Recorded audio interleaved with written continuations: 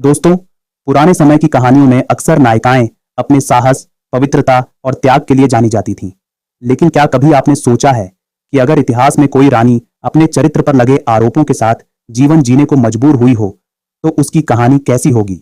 यह कहानी है रानी चंपावती की, जिसे समाज ने चरित्रहीन करार दिया, परंतु उसके जीवन की सच्चाई, उसकी वेदना और संघर्ष को जानने का प्रयास किसी ने नहीं किया। यह कहानी उसी रानी की है जो समाज के बंधनों को तोड़कर अपने जीवन का नया अध्याय लिखने की कोशिश करती है। चंपावती राजा वीरेंद्र प्रताप की इकलौती पुत्री थी, जो बचपन से ही असाधारण सुंदरता और बुद्धिमत्ता की धनी थी। उसके सुनहरे बाल और गहरी नीली आंखें उसकी पहचान थीं। राजमहल में उसका जीवन सुखद और विलासितापूर्ण था, लेकिन चंपावती केवल एक सुंदर युवती नहीं थी। उसे घुड़सवारी, तलवारबाजी और राजनीति में भी गहरी रुचि थी।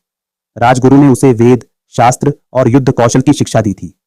उसके पिता अक्सर कहा करते थे, चंपा, तुम हमारी रियासत का गौरव हो। लेकिन शायद नियति को कुछ और ही मंजूर था।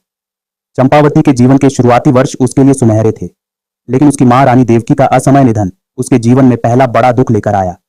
वह केवल 10 वर्ष की थी जब उसकी मां का देहांत हुआ। इस घटना ने उसके व्यक्तित्व को और अधिक गंभीर बना दिया।